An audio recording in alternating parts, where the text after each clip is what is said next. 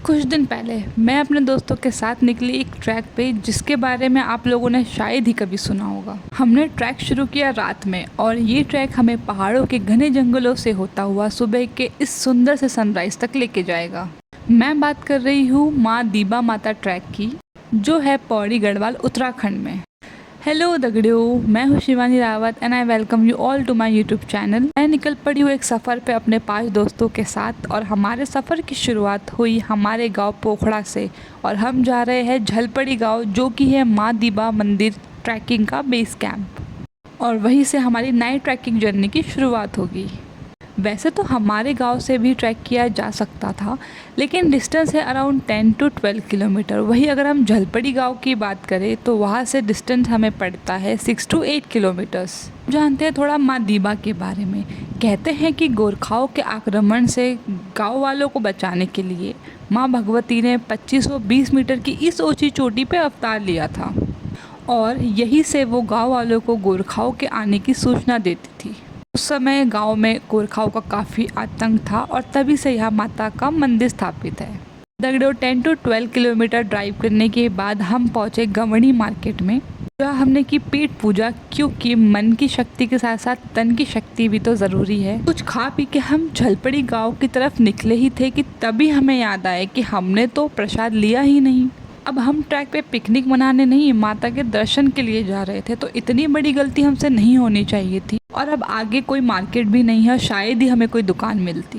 हमें दुकान मिलती है और यहाँ से हम लेते हैं प्रसाद। रास्ता बहुत कठिन है दोस्तों, लेकिन माँ की ऐसी कृपा रही है कि आज तक किसी भी जंगली जानवर ने हमला नहीं किया है और ना ही कोई रास्ता भटका है।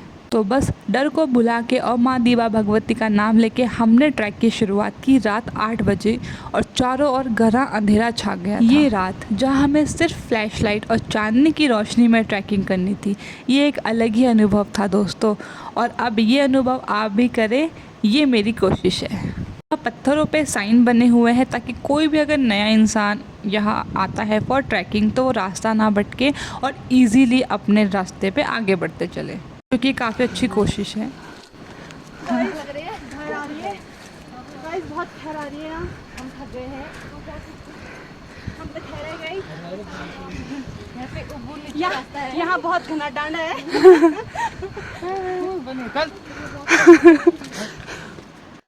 अब मेरे दोस्तों की बातें सुन के तो आप समझ ही गए होंगे कि सब कितने एक्साइटेड हैं। स्टार्ट करते ही हमें ये रियलाइज़ हुआ कि मेंटल हेल्थ के साथ साथ हमारी फिजिकल हेल्थ की भी वाट लगी हुई है, क्योंकि थोड़ी देर चलते ही हमारी सांस फूलने लगी थी। उसका भी एक रीज़न था दोस्तों।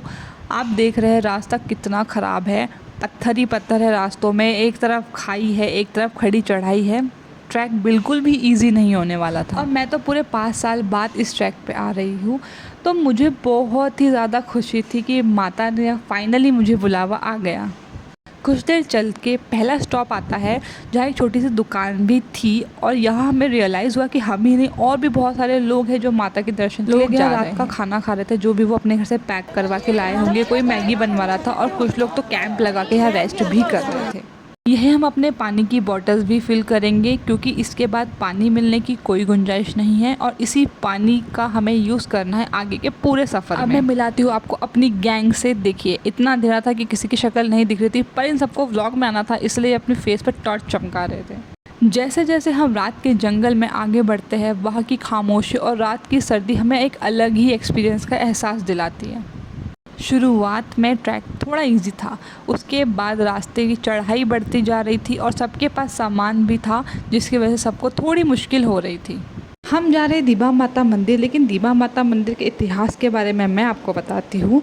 जैसे कि मैंने बताया कि कुछ समय पहले उत्तराखंड में गोरखाओं का अधीन हुआ करता था और पौड़ी गढ़वाल के पट्टी खाटली में तो गोरखाओं की सेना वहाँ के लोगों को काट दिया करती थी और उन्हें लूट लिया करती थी। गोरखाओं से वहाँ के लोगों की रक्षा करने के लिए उसी गांव के एक पुजारी के सपने में माता दर्शन देती है और अपने स्थान का पता बताती है। जिस स्थान का माता पता बताती है वो गांव से दूर एक पहाड़ी पर होता है, जिसका रास्ता एक गुफा से होकर उस पहाड़ी तक पहुंचता है। यह है कि गोरखाओं के सेना की आने की खबर माता यहीं से देती थी लोगों को और उनकी रक्षा करती थी। इसी वजह से स्थान का नाम वहाँ की भाषा में धवड़े आवाज़ लगाना है। फिर माता ने गोरखाओं का वध किया और लोगों की रक्षा की। और इसीलिए गांव वालों ने पहाड़ी पर एक मंदिर का निर्माण कराया और माता की स्थापना की। और तब से लेकर आज तक मंदिर में दीवा माता के स्वरूप की पूजा की जाती है। जैसे जैसे हम रात के जंगल में आगे बढ़ते हैं, वहाँ की खामोशी और रात की सर्दी हमें एक अलग ही एक्सपीरियंस का एहसास दिलाती है। पेड़ों के बीच से गुजरते हुए सिर्फ हमारी फ्लैशलाइट की रोशनी में रास्ता दिखाती है और रात की आवाज़ हमें डर और एक्साइटमेंट दोनों का एहसास दिलाती है। 3 से 4 घंटे कंटिन्यू ट्रैकिंग करने के बाद एक बुग्याल आता है, जिसे हमारी गढ़वाली भाषा में तप्पड़ भी कहते हैं, जहाँ काफ़ी लोग रेस्ट कर रहे थे और हमने भी थोड़ी देर यहाँ रेस्ट किया, चिप्स कुरकुरे खाए गाइस, क्योंकि हमें भी भूख लग गई थी। अब हमारा नेक्स्ट प्लान था कि हमें चाय बनानी है और खाना है खाना जो हम अपने घर से लेके आए थे, लेकिन तप्पड़ में बहुत ही ज़्यादा हवा चल रही थी, तो यहाँ चाय बनाना थोड़ा मुश्किल होता, इसीलिए हम थोड़ा आगे गए, लेकिन साथ साथ हम लकड़ियाँ भी बटोरने लग गए। आग जलाने के लिए बारीक और छोटी छोटी लकड़ियों की बहुत ज़्यादा ज़रूरत थी। तो मेरी फ्रेंड मोनिका, आप देख रहे हैं, इसको आपने और भी व्लॉग्स में और डांस वीडियोज़ में मेरे साथ देखा होगा। बटोरते बटोरते इसने इतनी सारी लकड़ियाँ बटोर ली जैसे इसी को यहाँ होटल खोलना होगा। लेकिन हाँ, ये था कि आगे लकड़ियाँ मिलती नहीं मिलती है, अच्छी मिल रही थी, तो हमने जितनी हो सकी उतनी लकड़ियाँ उठा ली और यहाँ पे मोनिका मैडम ने स्टार्ट कर दिया है चूल्हा बनाना।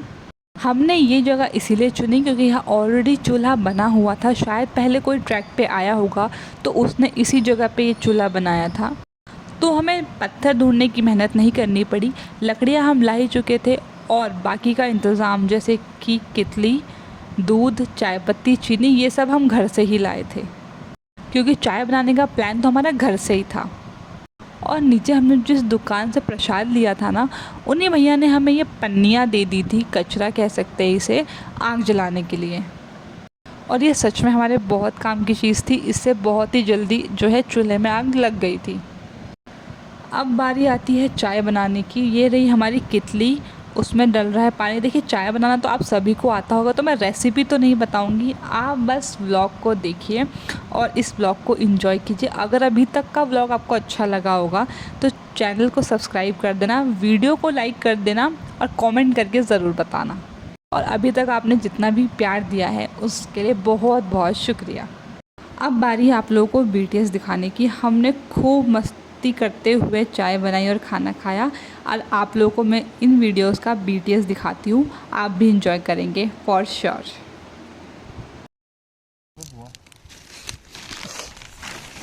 चाय की पत्ती चीनी तो नहीं थी, मैं देखी जरा। हाँ, बेटी का मैं खोल ले रे शेर ढक्का। वो आगे अबे बैग ढक, बैग बीन गरम नहीं कर, पकड़ तन के जा। अभी क्या स्टॉल है तुझे?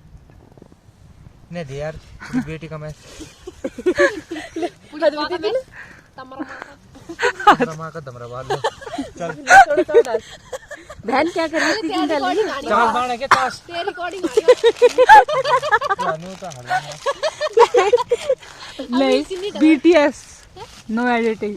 बैठ बैठ नहीं बन अबे चीनी चाय पत्ती नहीं है इसके अंदर, दूसरी पन्नी में था यार वो। पन्नी में था क्या? नहीं पता। इसके बाद में रख दी, कहीं गुम हो जाएगा यार। वो पन्नी में था दूसरी वाली। पन्नी दूसरी का है, पता चलो चाय देने दो तुम बोले। मन मैं ठीक बैठा ही जाना, वो छोड़ दे, परवान नहीं माने। ये चिकन काली करे वाला पर बालू था। मैं बाल काला नहीं किसी लगता है वापस से इसको लम्बी हो खा कर दे यार। मिली टेंशन लाना एक बार। छानी नहीं, छानी क्या कैसा नहीं है छांदू लगे दादी पर दे भाई। ये छांदू लगे ये कपड़ा बुआ का मैं खोलूंगा तो बुआ चाय चाय नहीं पर गया भरे चाय मिल गए, बड़ा ही नाक दिखाने में नहीं जल्दी। अबे लगा ओ ये ला दे सॉरी बाबू। यार, तुम अच्छी मुझे यार। Sorry darling. Sorry darling.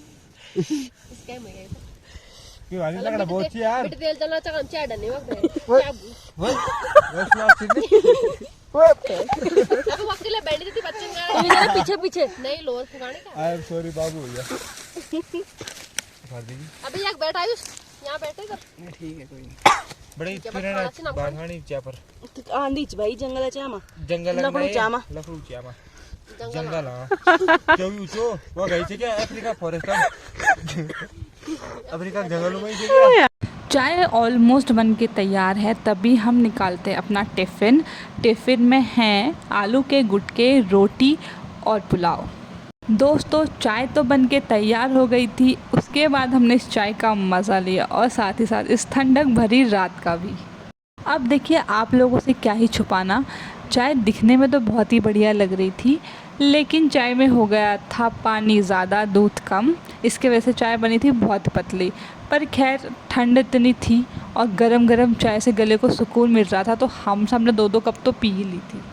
अब दगड़ियों हम तो है पहाड़ी, और पहाड़ी लोग चाय तो बिल्कुल भी वेस्ट नहीं करते हैं। और पहाड़ों की ये रात और चाय, ये एक परफेक्ट कॉम्बिनेशन है।